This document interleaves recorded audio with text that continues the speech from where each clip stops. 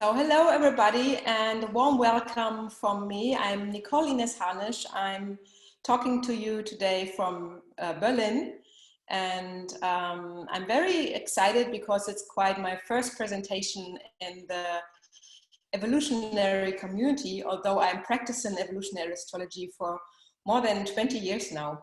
And in Europe it's a quite different situation, and when I started astrology I was very, very lucky to have the best teacher because it was the universe itself and the sky. So this was in the early 90s and I was living on a little sailing yacht in the Mediterranean, and I started to learn to navigate with the stars.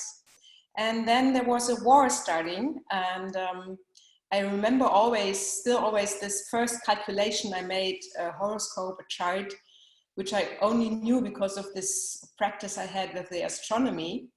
And this was a revelation to me.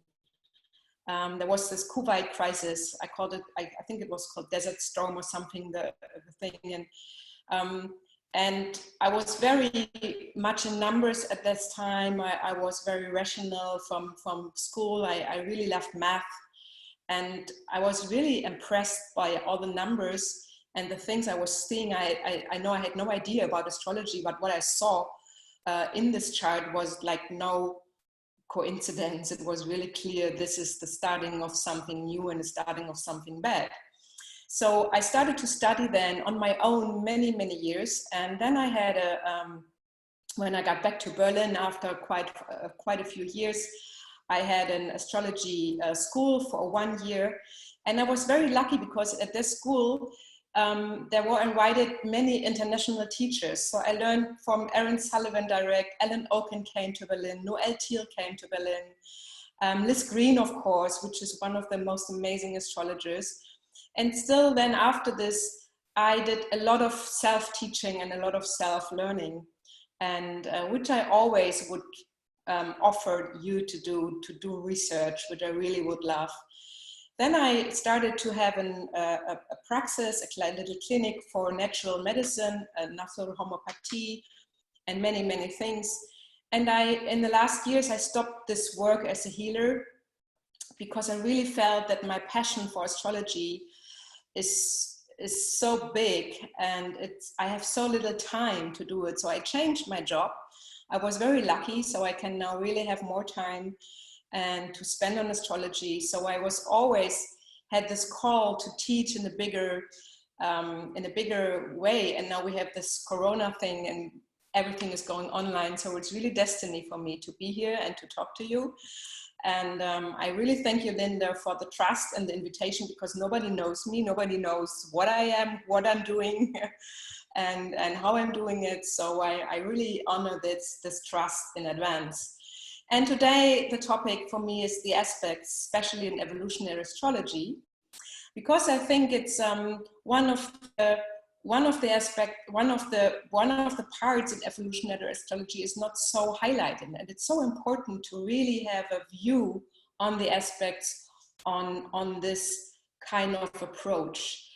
And I forgot to say that I apologize for my language first a little bit. Of course, I know I talk enough English to do this, but I learned English when I stayed in New York for 1 year and I was age 18. So I'm missing a little bit vocabulary when I go to get into deeper topics, but I think I will try my best. So starting now with my topic, I really want to offer you this picture of the planets, because if we look at charts, we tend to forget that this is what we're dealing with. And not only these planets of our solar system, what we're dealing with their movement. If we have a chart, it's like a frozen picture of a huge universal picture of movement. And one thing what is captured in this movement are the aspects or the different angles they make from what we see from Earth. And this has been always for me one of the most, most mysterious thing, that this mathematics on the sky work so deep. So especially in evolutionary astrology, we have a kind of assumption that we have a development towards a higher self. So we experience that there's like an intrinsic tendency to develop, and we have an evolutionary process. And as human beings, we tend to hope that it's getting better.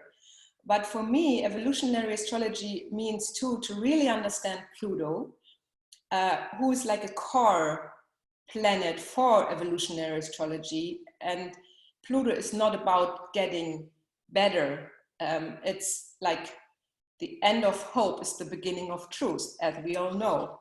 So, and I would like really to start with this to see that we have this, we have this tendency to think that things in evolution will get better, although what I learned from the aspect, it really means that we have to incarnate in our evolution more, even more and more and more, because this is what we're here for.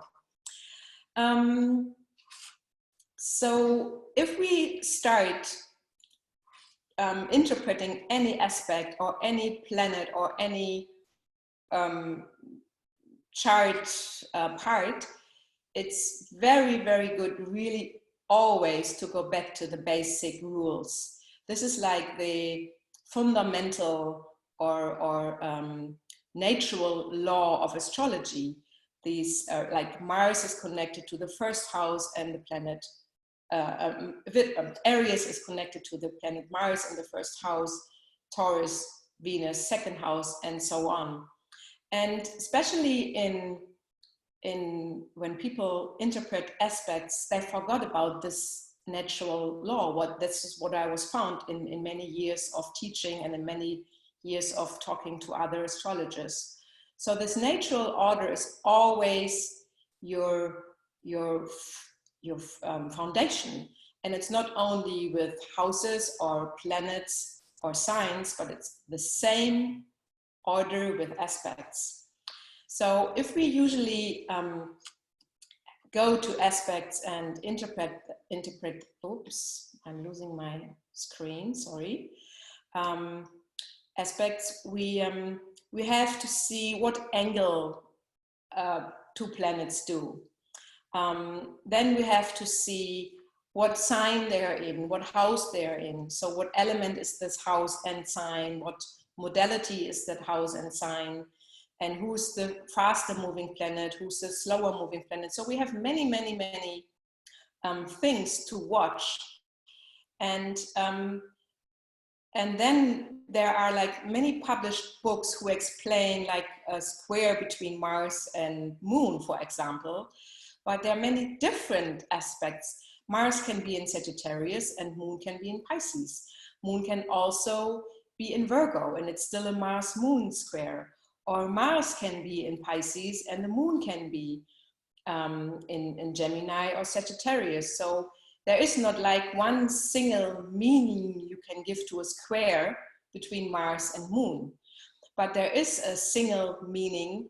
What is the square? What does a square mean? So this is like my really topic of this talk.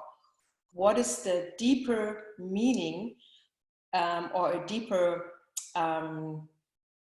expression of an angle, which is with this higher mathematics? It's really the geometry in the cosmic knowledge. So, and this is like these things, oh, I told you I will lose my language because I would love to say these things now in German, but okay, this is it. I want to give you this quote to read, and I want to give you the time to read it 2 times because it's really, really nice.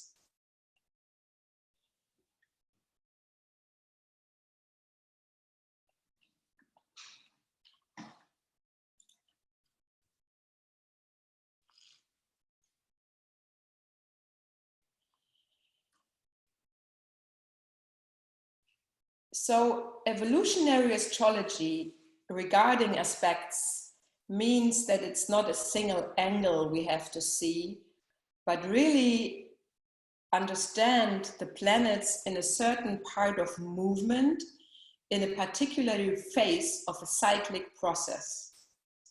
And this process always has been established with a conjunction. Every process, every planet is with every planet in a relationship. Whatever angle they make, or even if they don't have a concrete aspect in a certain orb. So all the planets have relationships towards each other, with each other, and every single relationship started with a conjunction. And if you want to understand your aspects in your charts deeper, it's a very good advice to go back to where the conjunction started. So maybe you have a Moon Mars square. Go back before your birth and check where have been the conjunction, what house, what sign, and to really have an understanding what the topic is of this square in your birth chart. You can learn a lot if you see the chart of the conjunction. And even to have it a better meaning, I always would advise to go to the sapient symbols to have an even brighter wisdom of what is going on in your evolutionary process.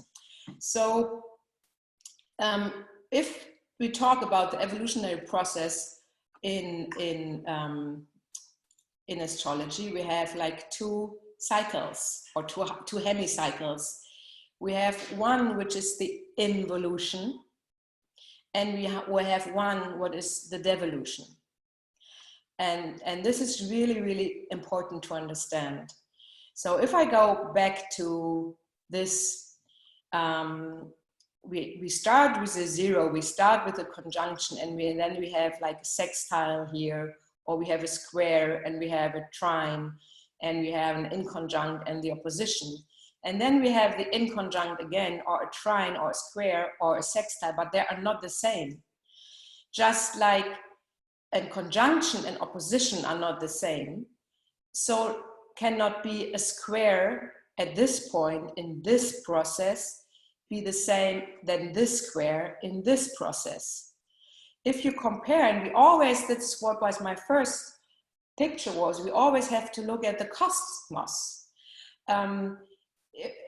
You cannot compare the summer solstice, which will happen here, with the winter solstice.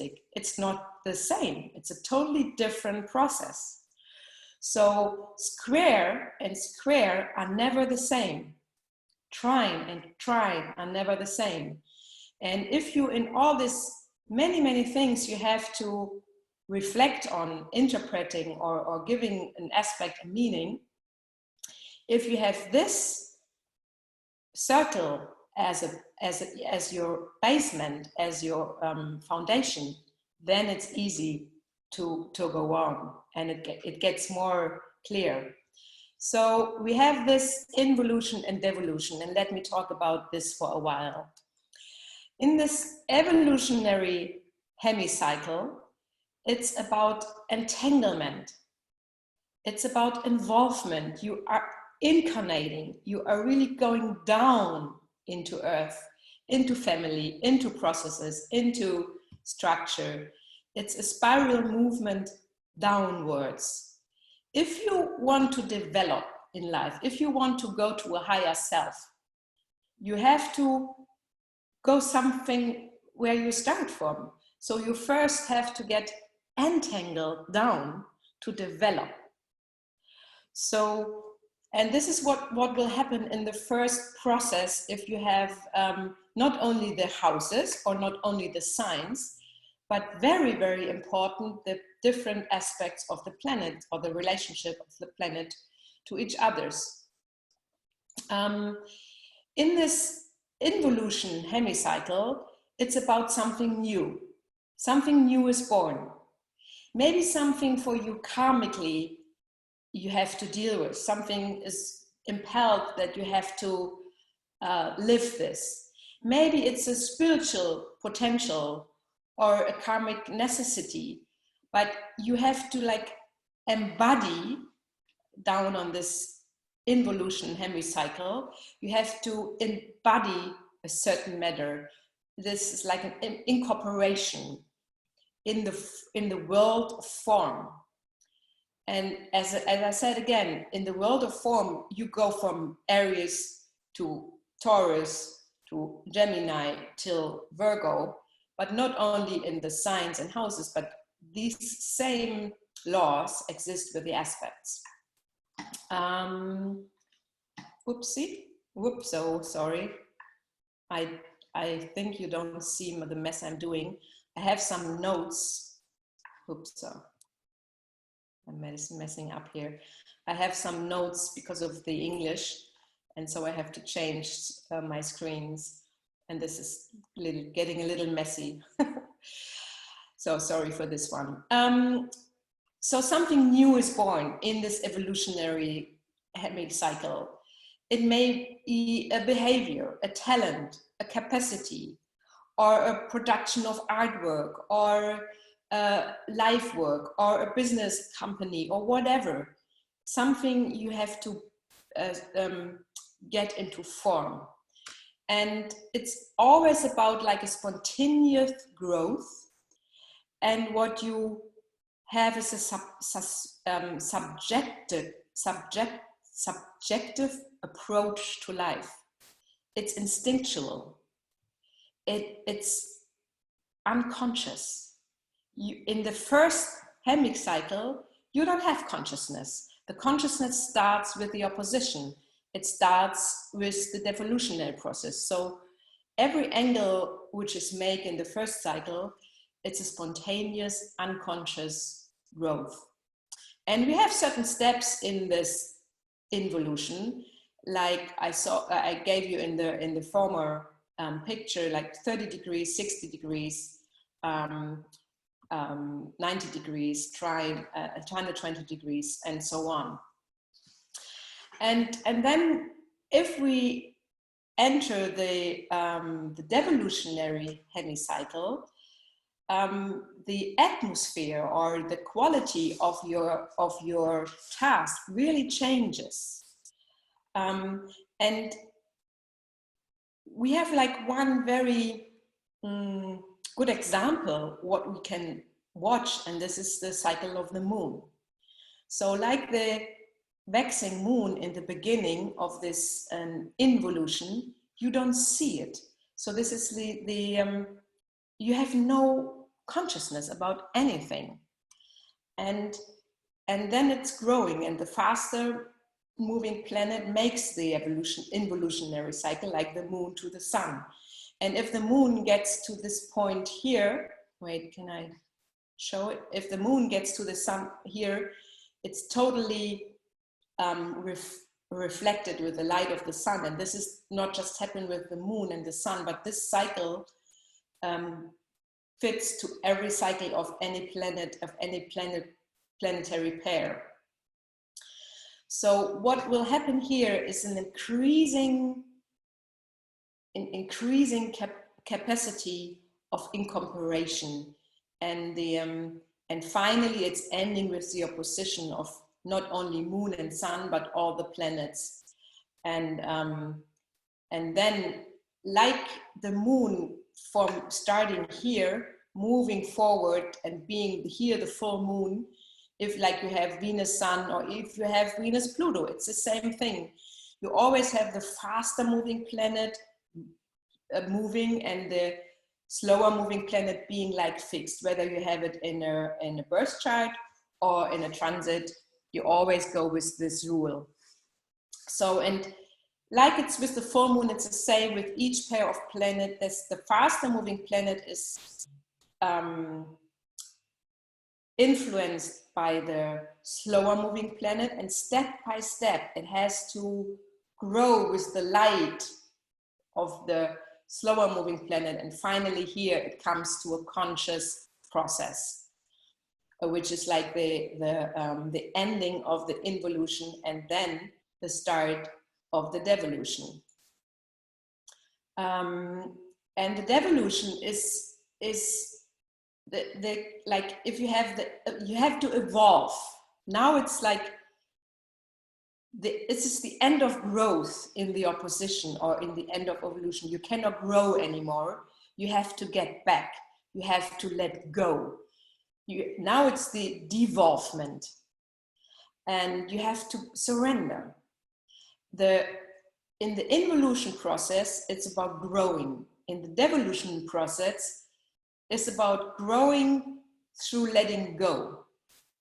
And the devolution is somehow the continuation of the involution, but at the same way, the reversal of the involution. And this is so interesting, because it's the same with the houses or the signs. It's always the reversal. And the opposition here, or this point here, is the culmination. And you have at the opposition, you have of any planetary pair, you have like exhausted your potential of growth, and you have to let go. So the square like here or the square here can never be the same. Because what happened here is a process of getting conscious. And I will get back to this later. So, but back to the devolution. If we have this change from involution to devolution, it's like a very natural process. You can see it with plants too, like they grow and then they come to a flower and then they die. But what is different with humans, that to have evolution, it requires a form of gaining consciousness. And this is not like a natural process. This is challenging us to take quantum leap, to go next step, to really rise above the current state we have been in, to rise to a higher consciousness. And we know all how difficult this is in special topics like family bondage, relationship bondage, all these things. We were entangled here. But to entangle and to bondage your thing in these structures is a part of evolution. Because if then consciousness happens, this means that in this case, evolution happens. So, but evolution is like having this getting down, getting yourself involved, entangled, stuck. You have failures, you have blockages, you don't know what to do. And then just later you get to let go. And if you don't have a process of consciousness in this devolutionary hemicycle, evolution does not happen. Then it's just like being this going on and on and on and on and starting back again. And sometimes you have this like mysterious intrinsic power what brings you to a higher consciousness, and you make this step. And you never know when it happens. And this is really, really a mysterious thing. For me, very much related to Pluto again.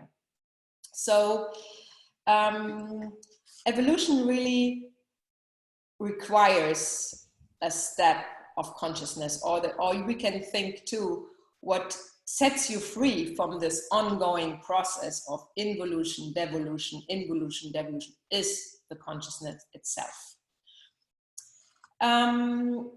So evolution is the purpose, to evolve, not to repeating history.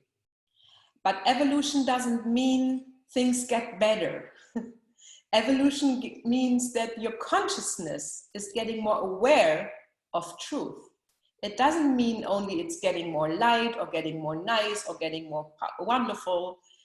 If we really understand Pluto, we really have to polarize in this matter. We have to make this experience between dark and light. And in these days, right now, we do it very, very strong because we are in this evolutionary cataclysmic state. So much more than the years before, we experience this polarization of powers, or dark and night, light and darkness, very, very strong. And this is evolution by itself. We have to get aware of this, and this makes the difference. So if you look at your personal birth chart, or if you look at a chart of your clients or friends or family, or if you look at a chart of a country or a certain project you started, or like the chart was what is there now for everybody, for us, you always have a different, you have a picture of very different phases and processes you are in, if you understand the relationship between the planets by each themselves. So in this meaning, sometimes we are stuck like we are now as society. We have no idea to how to get out of this situation. We are really, really stuck, but it's not a failure. It's involution, and I will come back to this later.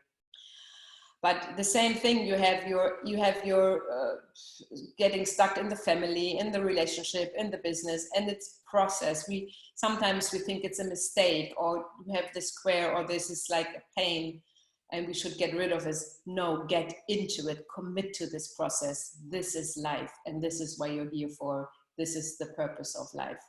The only thing what sets you free, there's no escape, it's consciousness.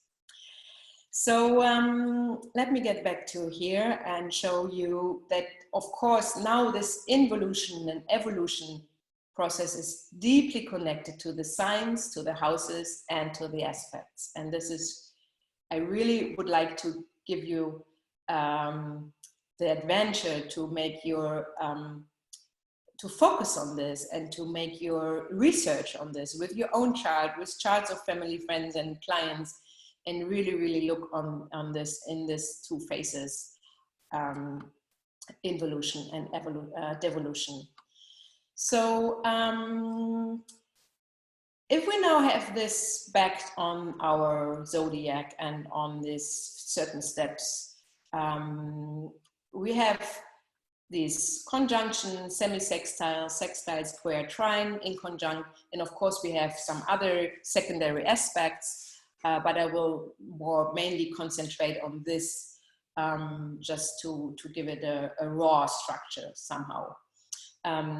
So as I said again, we have two different semi-sextiles, and as you see them here, one is connected with the Taurus archetype and one is connected with the Piscean archetype.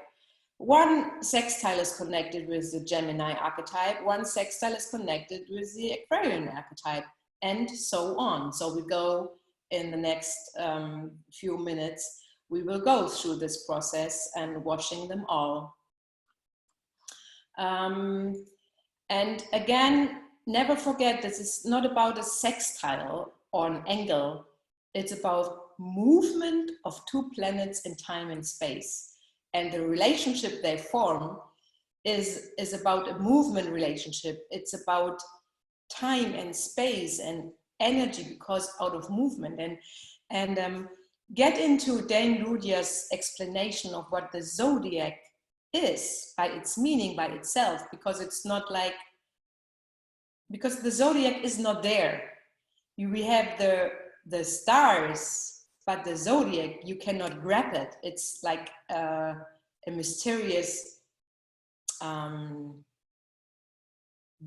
giving structure, and it has a lot to do with the mysterious movement in time and space within our little planets, all amongst the other planets in our solar system, and of course in our galactic, galactic, how you say it in English, in our Milchstraße, Milky Way. So let me get back here. Not to lose my, oh, I lost it again. How do I get back?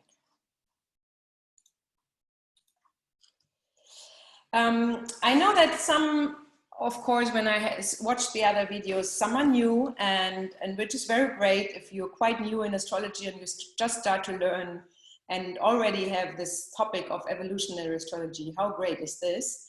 But so I just wanted to give you this like basic things, what you have to deal with if you are learning about aspects. So we have the main aspects and we have the secondary aspects. What are like mainly understood as angles, as I told you, is much more. So some of them harmonic, some of them are challenging, some of them are both.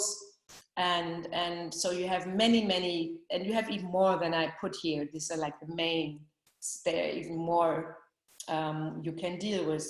And even above this really aspects, you have always a 360-degree circle, and they always have a relationship to each other.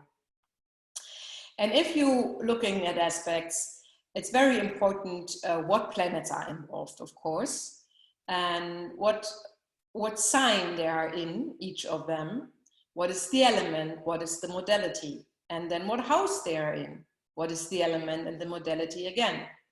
And then who's the faster moving planet and who's the slower moving planet. This is very, very important to have this evolutionary view, to understand the cycle, what they're in, the process and the step they're in. And then you have the increasing aspect, which would be the whole involutionary cycle. The angle is getting bigger, and from the opposition on, you have the decreasing aspect, and the angle is getting smaller. And I hope these words are right. I had a little bit difficulties to check it up because it's the first time I'm doing this in English. And then, of course, you have the orb, and then you have something more. It's applying and separating. And this is not the same than increasing or decreasing. I will get back to this very short. So if you have the applying, or as we say it in German, applikativ, it's that it has to do with the retrograde movement. So the aspect, like a conjunction, can be made and then it's done and then it's separating. So first it's applying and then it's separating and then it's turning the planet and then it's applying again and separating again. So this is particularly important if you watch trended aspects and trended. So, and then let me show you this here. What is the difference again? Because I know that students get quite disturbed or confused with this decreasing, increasing, or separating and applicating, which is not the same. So if you have this light green thing, this is the slower moving planet, and we like fix it. And the faster moving planet, like the moon, goes here. It's waxing, it's increasing angle, it's getting to the full moon. It's the involutionary process till the opposition, and then the angle gets less. But if we deal with a trine as astrologists, we always say it's 120 degree. We don't say a trine 240 degree. We always call it 120 degree. But you have to really watch if the faster moving planet is here, or is the faster moving planet already has been in the opposition and it's moving towards the slower moving planet. So this is the decreasing angle or increasing, and this is not the same than separative or applicative or applying, which again, this is here, the light green is the slower planet, and the faster moving planet, like the moon, like comes to the conjunction of the new moon. This is so applicative, and then no, you cannot have it with the moon because the moon is not getting retrograde. So we take the Venus, okay? So we have, this is the Mars and this is the Venus, and the Venus is coming, and then it's going. So it's separating and then it's turning because it's getting retrograde, and then it's coming again, and then it's going again, separating, and then it's coming again, and then it's going again. So this is like a fine tuning of an aspect. This is already have happened. Does it happen one time, 3 times, 1 time, 2 times, 3 times? So, but it's really like a deep in tuning, a finer interpretation. So, but then let's get back to the orbs, and this is kind of the orbs I'm working with. But my advice is always, don't believe any word I say. Get your own research done, get your own wisdom. I have this quote from a German astrologer, Fritz Riemann, and he says, astrology always takes the face of who is looking at it. So you have to find your own way. Which house system are you using? Which orb is good for you? you have to learn and learn and learn and watch this and get your information, but then you have to decide yourself what works for you. You cannot say this house system is right and the other one is not right. And like European astrology on some point, it's quite different from American or other continents, as I noticed in these years, but not one is right and one is wrong. So you have to find your way and what works for you. But this is kind of a general orb system applied to things. So, and this is important on the aspects too. When is an aspect still like in charge, or in when it's still strong? And now we start. So if we have this conjunction, and as I mentioned before, the conjunction has an Aries energy, you could say, or an energy, or an Aries topic, you know. It's about birth, it's about beginning. And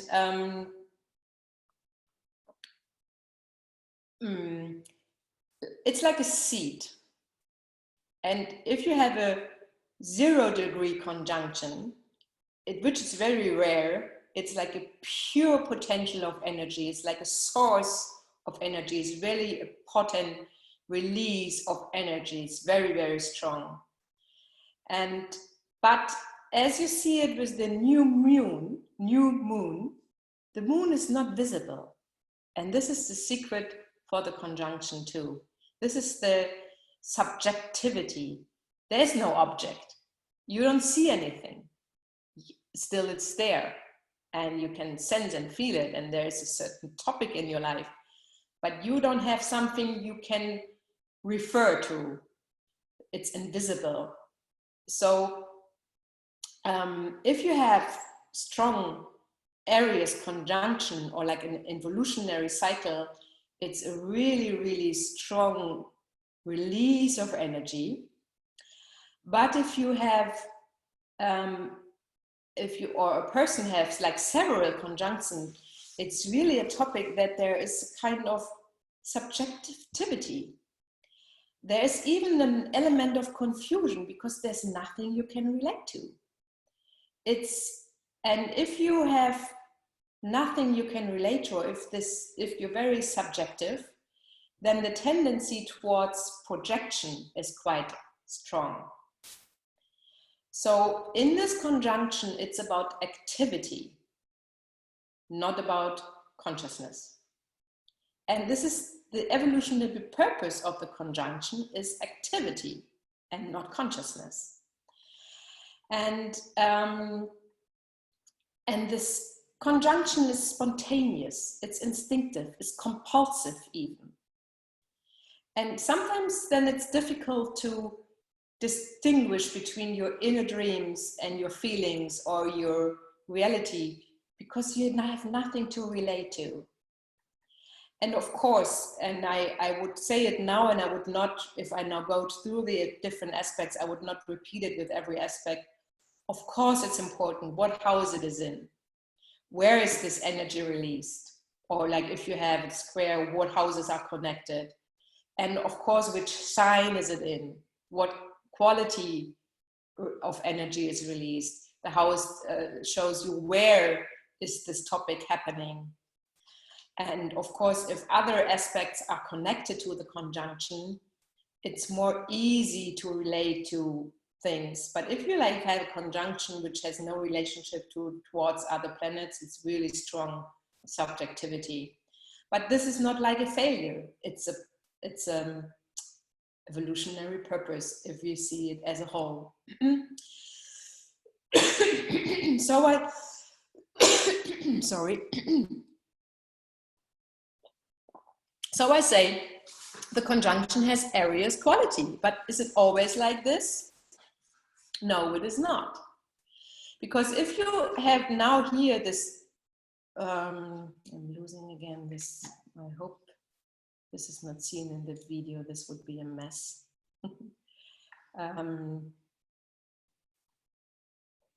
If you have this red planet as the slower moving planet, and the orange one is now the moving one.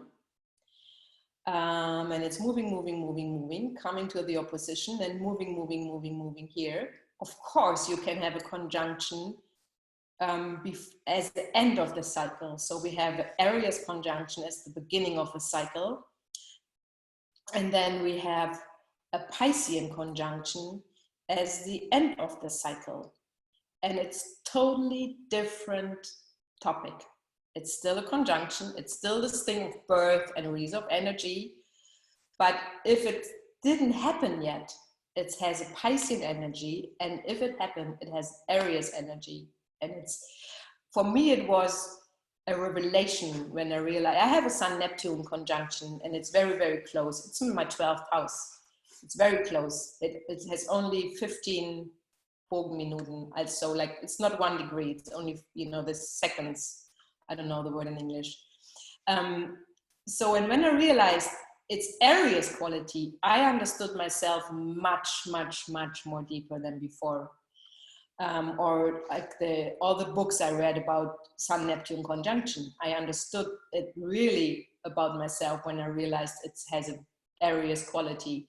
So check your conjunctions. Are they Aries or are they Piscean? And you will really, really have a revelation. And check other charts. Do your research on this. So this Piscean conjunction is a mysterious process. It's the end of the process. It's the end of the cycle, and before the new. And it's really a secret what's happening there.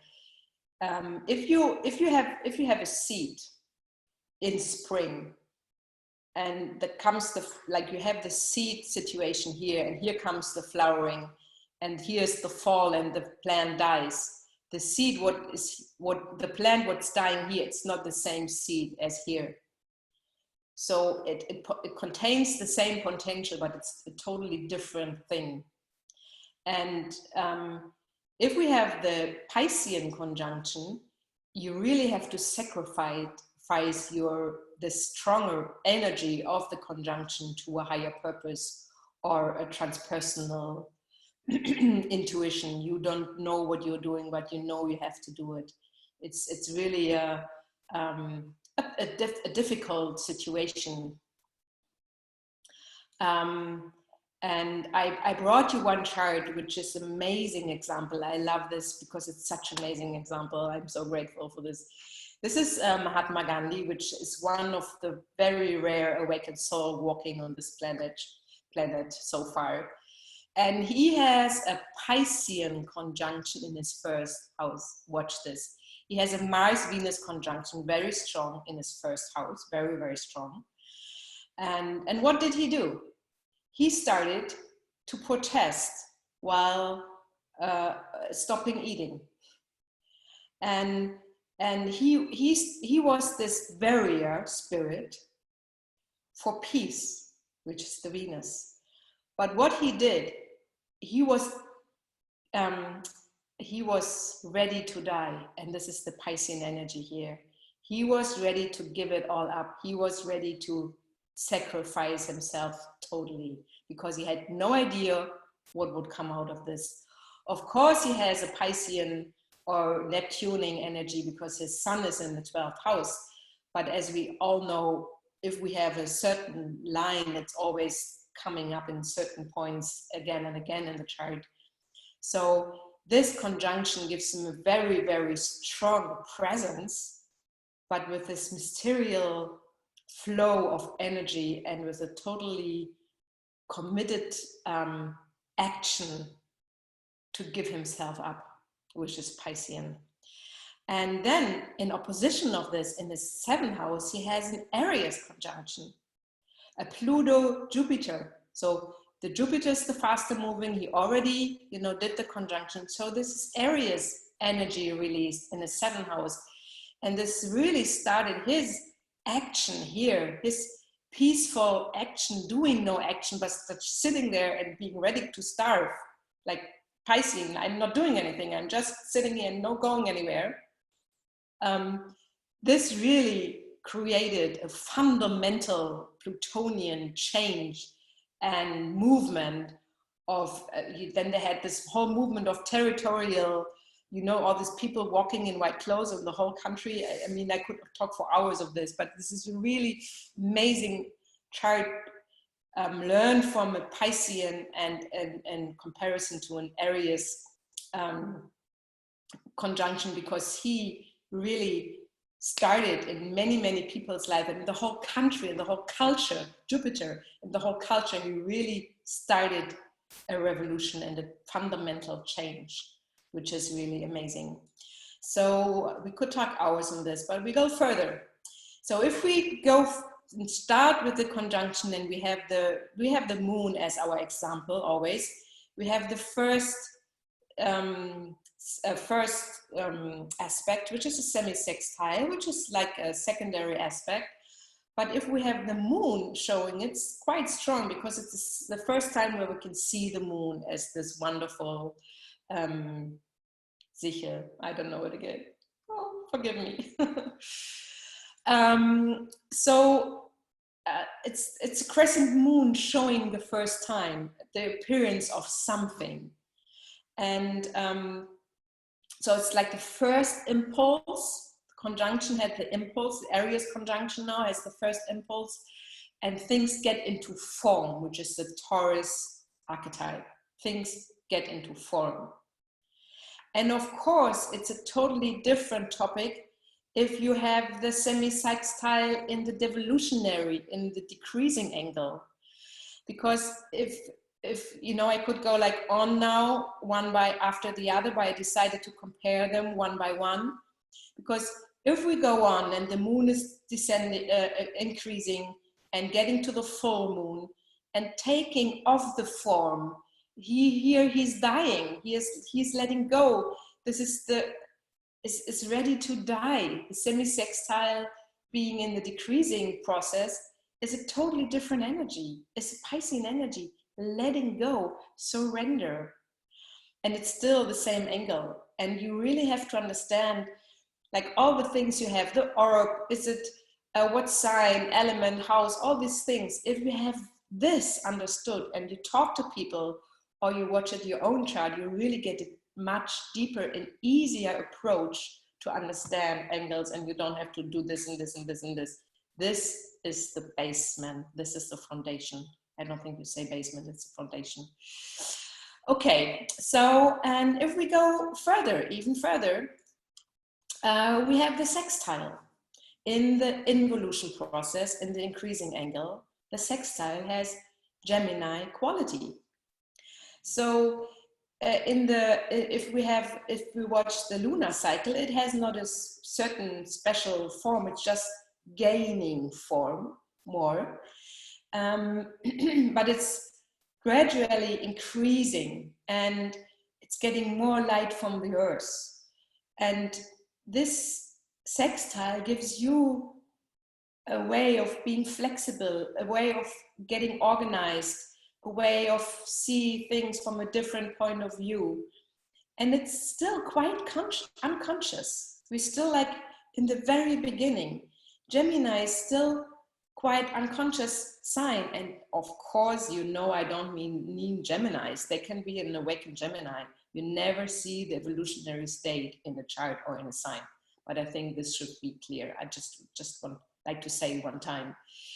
So the danger with the sextile in Gemini is that we say too quickly, or no, I can't do it, or yes, I can do it and I will do it, but we don't take the chance. It's like this butterfly energy. It goes too quick. So it goes too quick. Sometimes we have like really a potential of getting a really supportive energy here, but we don't use it often.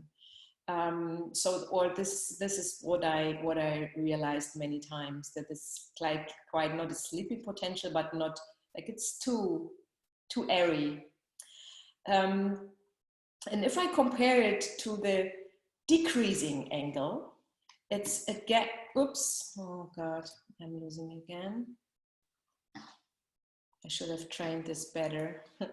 If you have in this decreasing sextile, again, you gained already consciousness, you did all the steps, you're gaining, you're losing back the form, you're giving up life form, and you gain consciousness at hope, at least. And so this sextile has Aquarian energy. The full moon already happened. This phase is getting back to something. Almost the cycle is coming to an end. You have more consciousness here. This is the difference between the Gemini or Aquarian archetype in yourself. You have more consciousness here. You have more abstract view.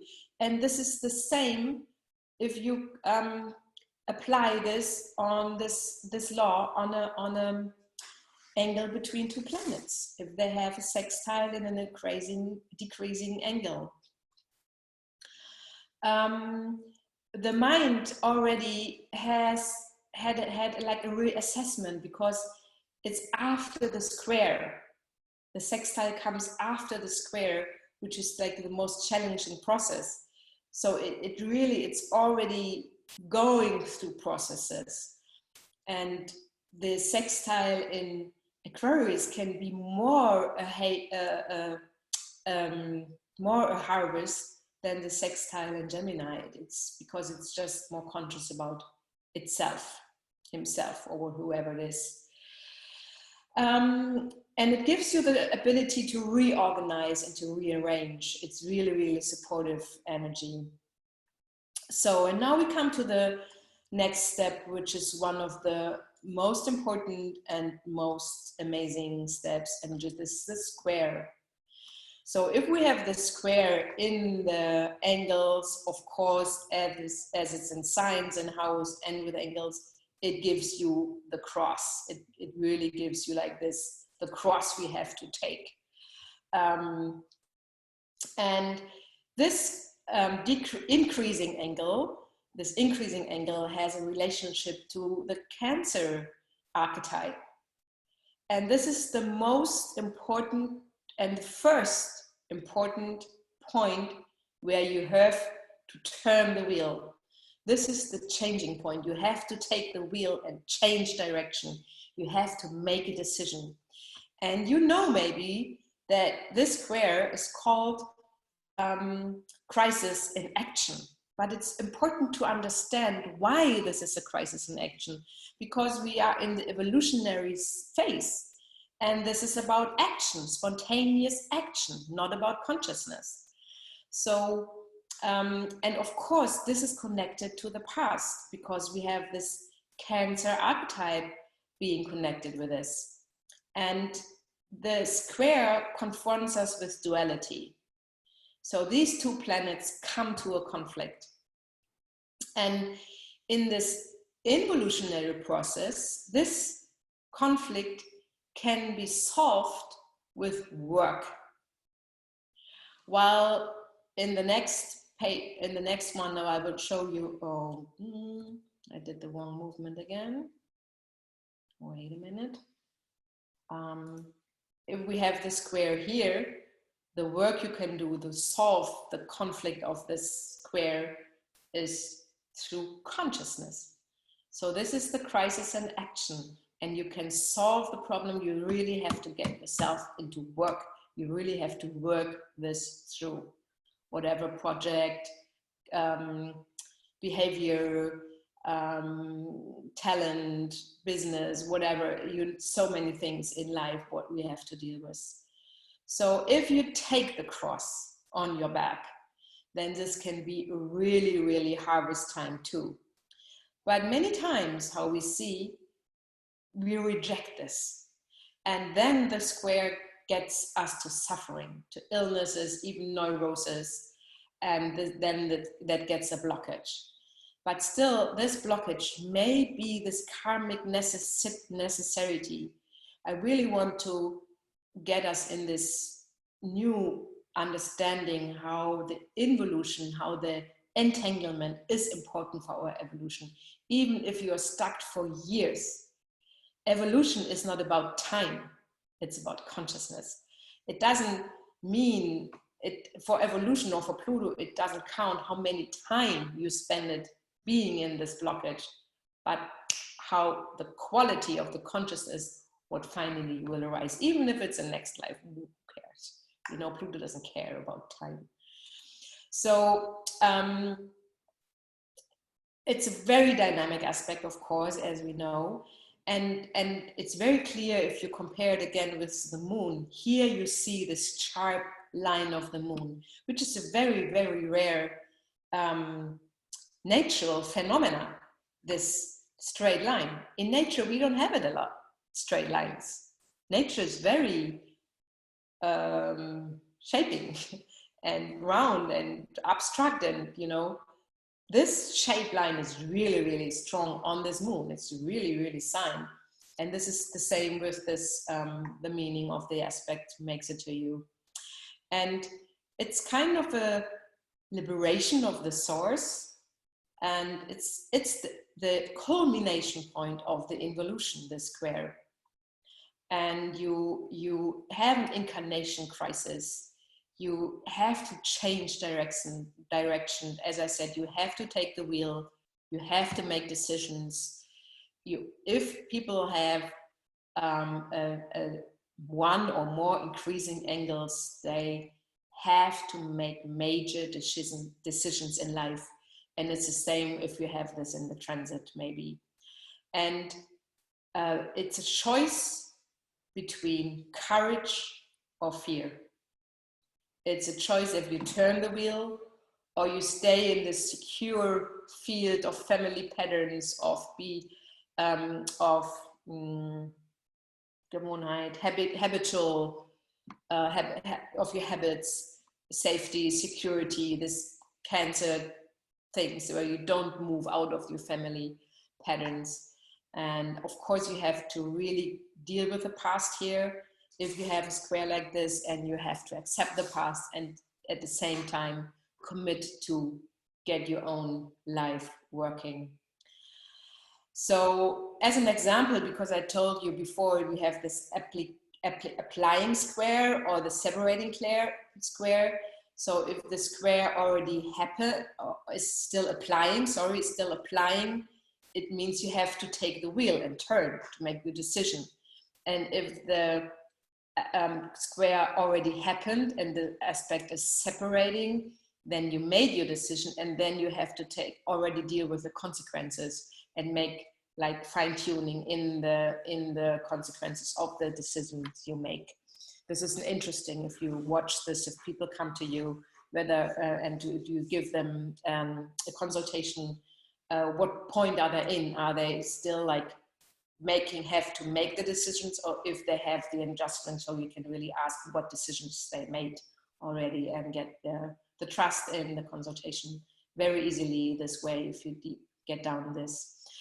So and now if we go further with the compared with the square in the Capricorn archetype, is the devolution and the decreasing angle.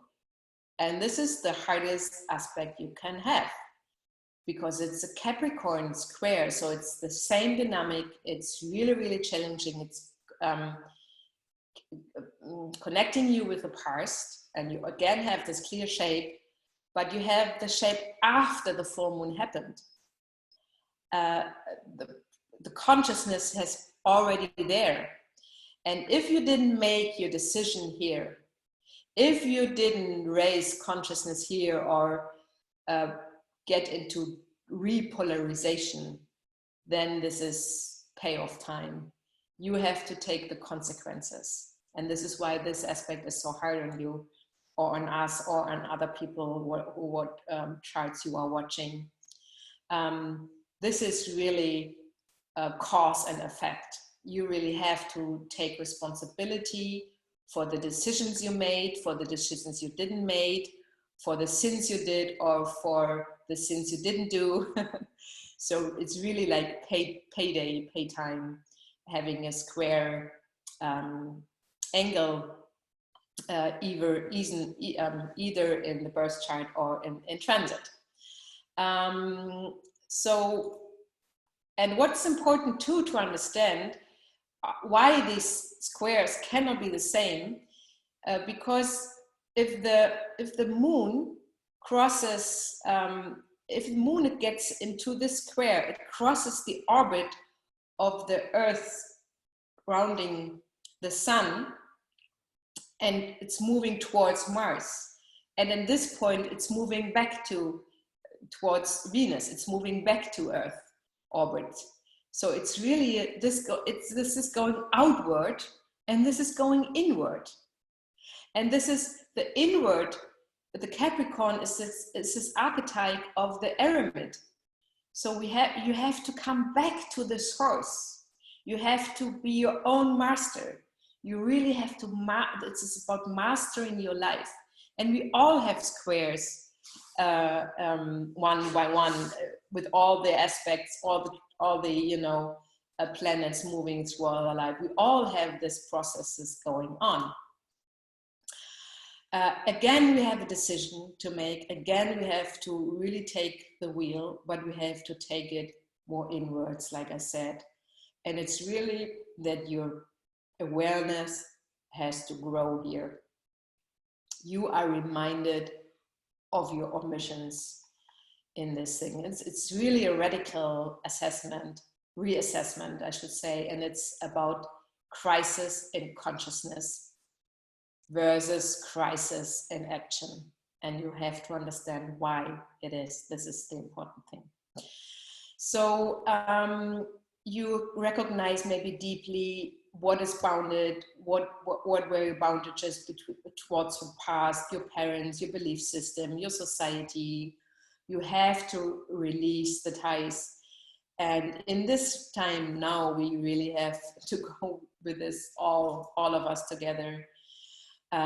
So if you go back to a plant again, at this certain time, the seed separates from the mother plant. It has to go, it has to fly in the garden and doesn't know whether, what will happen there, what enemy will there, and maybe it will not survive this. You have to be honest and brave. You really have to have this Capricorn energy to get this as a harvest, and it's a lot of work again, but it's a lot of work in your consciousness and not in like I said in the other one. Okay, and if you don't do the work, if you don't do the consciousness, if you don't, or if we haven't been, it's not like pointing the finger at you. If you don't do it, it's just cause and effect. If you couldn't do it because pressure was too high, or people, have too much, the trauma was too big or whatever, this square can come with a lot of bitterness, and it can come with a lot of anger, frustration, resignation. And it's really this masterpiece to decide whether you take harvest or failure. Even like if you lose a relationship, or you lose a job, or you lose whatever was the most precious thing, it's your decision with the square. If you take this step as a failure, as a loss, as a disaster, or as a harvest, it's depending on what consciousness you make out of it. So you really have to admire what will hinder your evolutionary process, because these are the points where your soul really gets a diamond, because you really have to scratch and scratch and scratch and scratch on this certain part again and again and again and again. So after this hard time having squares, I think it's now really time for us to go further and have some trine here, which I love really. If we come from the Cancer square to the Lion trine, it's a phase where the moon from this sharp line, it has not like a good shape, but it's getting a belly. it's waxing, and you can see like this round first time, And it's like, I'm here, I'm getting a belly, I'm here, I'm the Leo, you know. So in this, because the element is the same, it's the first time by now, the first time the energy free, the energy flows at like a freestyle, and it's very pleasant. It can be tension free, and it can be very, very supportive because it has this Leo.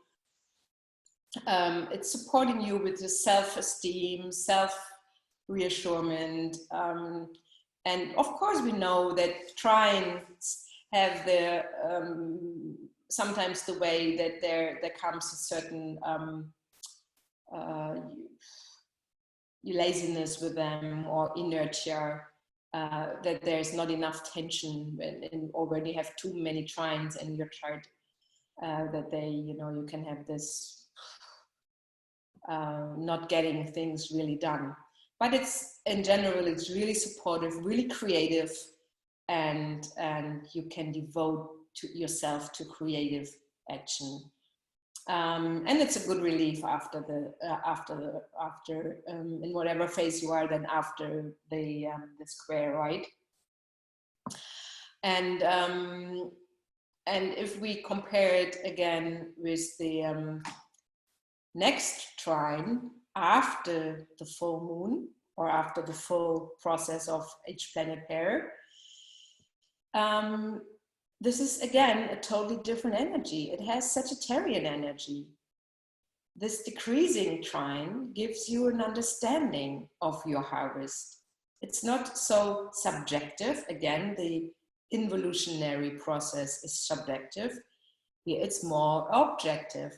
And what you really gain with this trine, if you have an angle there, is a sense of meaning. It's you can feel that there is a purpose from what the planets are connected with, and it's really, really harvest of you really get a harvest of meaning, and it gives you an expressive energy. You like to experience life as an adventure, so it's really, really supportive for processes. Again, having it in the birth chart, but all of us have it all over again, you know, with every moon cycle, every Venus cycle, all over again. We always can harvest from this meaning, having a meaning and having a purpose in life. So if we go on further, we have the inconjunct, which is a very interesting aspect. I really love to get deeper with clients watching this, and the one in the involutionary phase is connected to the Virgo archetype, and it's called a longing aspect. I don't know whether you heard, it's the inconjunct. It's like a longing, because the process is already done. You're already coming to the culmination of the cycle, but you're not there yet. So it's called, again, sometimes it's, and the inconjunct is neither fish or meat, and you have the feeling of incompleteness. And this is, for me, so typical Virgo, this incompleteness. This is the call for perfection of the Virgo archetype, of people who have a lot of Virgo planets, or the Virgo houses, or, you know, they are influenced a lot. So this incompleteness makes them want to be perfect. So, but you have no chance here. You stay incomplete, whatever you do. Whatever the Virgo archetype does here at this point, or with this angle, you don't get complete. So this is this longing, and you have to live with this dissatisfaction. This is a challenge here. You will not get anywhere. But again, it's then about how you live with this and how you accept this incompleteness a little bit, or the inadequacy. Whether you, because you're almost done, you almost come towards the Libra, so you always have the objectivity. So you're almost done. You can always like be objective, but you're in between. You still take things very personal from the Leo, and you're not really there. But it prepares you, like the step-by-step Virgo archetype, step-by-step you have getting prepared for the climax of the cycle. And again, it's very amazing if you compare charts or see it, or even if you have then a yod, if you have like one inconjunct being, which is not always, they can of course both be like this. If you have a yod with one in the evolution or devolutionary process, it's very amazing. This is why this yod, the finger of God, is such an amazing aspect. So if we see it as in the devolutionary phase, the Scorpio archetype, it's a fine tuning. You had the opposition here, you know, and now you have to get the fine tuning. You have to get deeper. You have the consciousness has been already released, but you still don't have enough. You have to dig deep inside yourself and get rid of this feeling of failure. And if this is not done well, this inconjunct can be a pain in the ass, because it's really, people tend to dwell themselves in this feeling, I'm wrong, or they cannot distinguish success or failure because it's never good enough. And this is on both a little bit the same. So, and now if I go to the opposition, this is amazing, because if we have the opposition before 180 degrees, this is the fake opposition. This is the Virgo opposition, because the process, the full moon, the full planet cycle, whatever planet is involved, the full process is not done yet. You cannot do it. You have not objectivity. So again, this has this dissatisfaction, not being complete. And if you watch your oppositions, look, or from your clients, family, people you do research on, check this out, whether there is this an opposition having Virgo quality or Libra, because it's really, really different.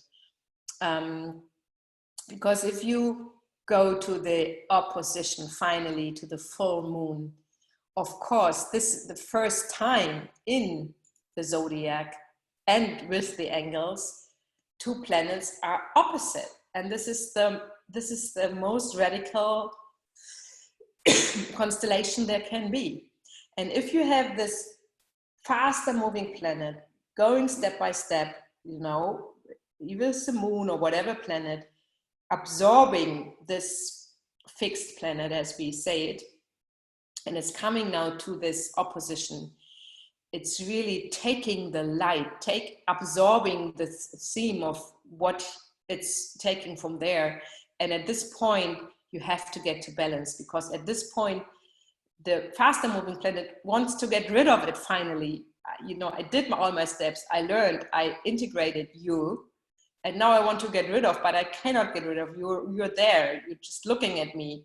And it's really, really taking a lot of awareness. And you have to have this sharp distinction between me and you. But at the same time, it's the first time we can have the objective position. But it's done through awareness. And sometimes, if we didn't do the work here with all the steps, then it's the blind leading the blind. And we identify with what we want and not what there is, or we project, or we we defend because we want something else and not what there is. So the the opposition in the Libra sign is again a really turning point. Of course, it's now the flower comes to flower, and the flower is born to flower, right? It has no other purpose. And this is such a deep meaning, because we are here in life to relate, as the planets move around the sun and they relate to each other, and we are here to relate to each other. This is such a deep process and revelation. And this is the peak of the cycle. And because you relate, or because there's not only you, but something more outside of you, this is the newborn of the self, of the new identity. And now you can harvest all the steps, what you did in the evolution. But you really have to balance and to become a mature person, to mature being. And we have to do it every week, or every 2 weeks at least, with a full moon. And you know, all these different cycles in our life. We have to always take back our unconscious projections and get to this objectivity, and this letting the other person be what the other person is. The opposition can be very exhausting, because we have to always look for this balancing, and the energy is kind of at the end, you know, the energy to build up life. Here we build it up life, we build it up life, we build it up life. It's exhausted. There's no more energy left. We have to let go. We have to die. The moon begins to fade, and so do we in our life process. So this is let go of growth. The evolution is the growth happens because you let go. Like the tree, or the plant, let fall their leaves or their seeds. The goal of the opposition, or of this evolutionary step, is the repolarization. And don't we know this right now as much as a deep, deep learning? And if we don't succeed, we end up in crystallization. And again, I said before, here we have the payday. You know, if we don't repolarize, we will earn what we sow. So, and to understand this in the angles, this is, you know, even I talk about it, I'm so thrilled of this Mysterian way the planets connect with each other and show us what life really is, because we have no idea what it is, of course. So we are torn between two poles. We cannot say this is right, we cannot say this is right, and this is the relationship. So of course the opposition really brings us to relationship, and this is what's all about, and this is where we learn and get objectivity and get evolution, because we are here in a polarized world, and we develop because we have outer world. And then like we went through, it's life is building back. So yeah, like I said, get yourself into research, watch your own aspects, your own angles, get into the charts you already know, and do research where this energy, what stories you know, where this energy fits in what this topic is. And as I said before, to really understand an angle, it's always very smart to go back before where the conjunction happened. And if you don't get the topic from the chart, then go into the sapient symbols. There is such a deep, mysterious picture. So it's really deep. So, but I wanted to, at the end, rather than go to questions, because this is my first talk and I really wanted to present it first and, you know, do all this, but I wanted to ask and give yourself, of course, a hint with your development right now. What are your evolutionary steps in this certain moment of time? Where is your and our evolutionary journey heading for? Where are we going? What does the zeitgeist show? And isn't it great? I have a German word in here, what you understand. So what does the zeitgeist show us? Where are we and where are we going? What are we doing now? How do we get out of all this big mess? And so I checked, I picked up a chart, which is just like 2 days ago, where we had the very deep and awful explosion in Beirut. Many people died, many people are injured. This country has been such in a deep process for many years. And then Corona on top, and then this even now on top, it's really hard. And it's an amazing chart because, I mean, we have this Jupiter, Saturn, Pluto conjunction directly on the ascendant, directly scaring Mars, which is exact the square between Jupiter and Mars, and then Pluto, which is the bombs, and the Saturn, they didn't take care of it. It's laying there for many years, and we have Aries, and so it's really amazing. But I then made the next step and took just this moment, just, you know, I could have taken the full moon, the last full moon, the next full moon. It's not so important what certain moment of time. But now we have, like, I took the sun off and the moon off. I let the Venus in, and Mercury I took off too.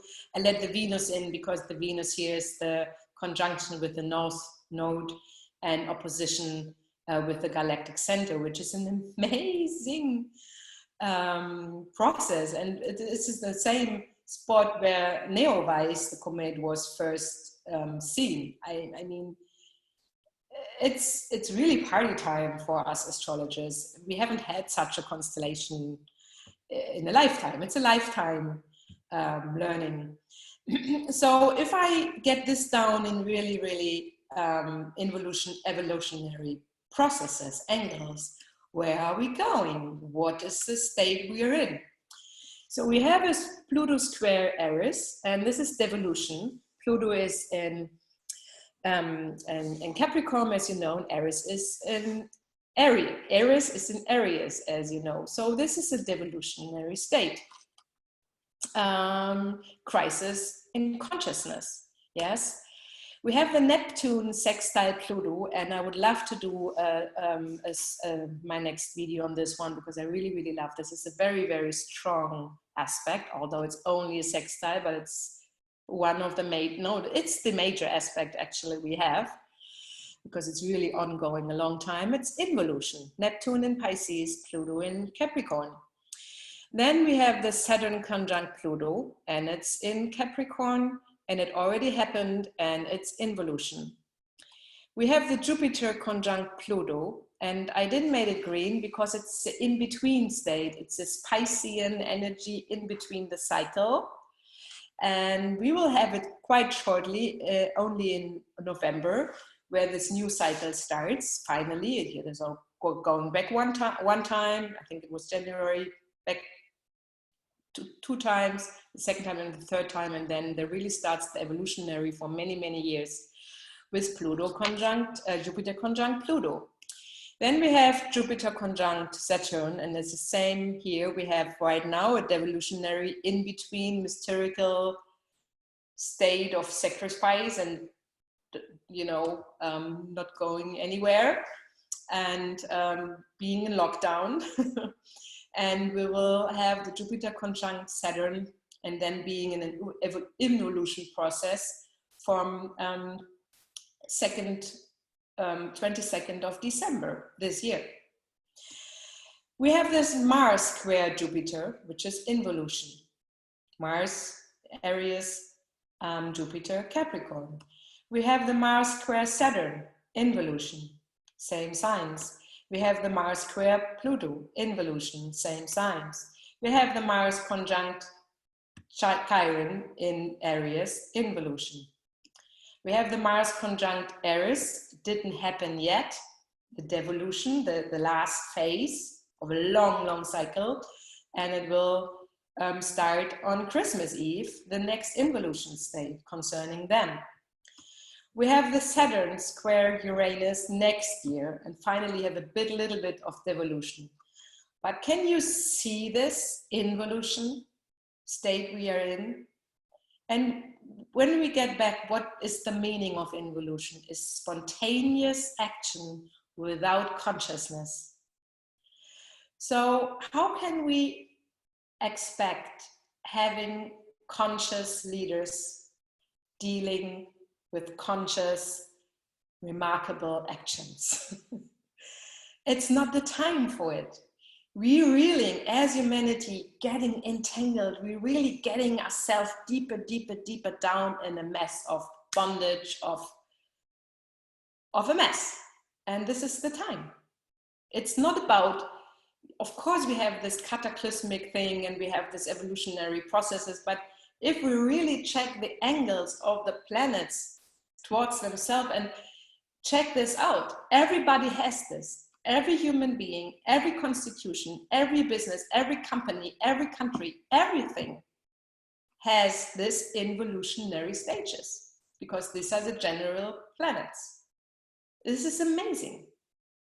We cannot complain that there is no conscious leadership. And by the way, Trump has 3 Aries conjunctions: Venus, Saturn, Jupiter, Chiron, and Sun, Uranus. So 3 spontaneous, unconscious action conjunctions. But we all have this involutionary process very, very strong. This is what the world is in by now. So we don't only develop towards the light. We get here and we have to get deep down, and evolutionary in itself is not friendly. Stars burst if they are born, and stars burst and if they die. It's really explosive, and it's really compulsive, and it's really destructive even, and destroying, and it's still evolution. And this is the same thing what happens with us in our evolution of consciousness. And so I hope you had some insights with your aspects and with your clients and any research you do on the charts of other people. And I wish you very nice and clear insights with this. And I thank you again for your trust. And I'm be very happy to talk to you soon. Bye-bye. Nicole, I would just like to say, am I butting in, Linda? Am I being bad? No, go ahead. I would just like to say that your presentation is so clear. I understand. I don't know this topic. This is pretty new for me. I've been thinking I should learn more, but there's no problem in understanding you, and there was no problem for me to take notes. It's thank you very much. I have some studying to do. Thank you so much for the feedback. Yes, thank you so much. Would you all please thank Nicole Ines Harnisch? I would agree with Carolyn. Thank you very much. It was awesome. I thoroughly enjoyed it. Nice to hear, because I didn't know who is listening and whether it makes sense. And Oh, absolutely. You did an awesome job. Thank you so much. Thank you. I'll see you next time. Yes. Okay. Bye. Next time, and enjoy the ride. And stay safe and stay healthy.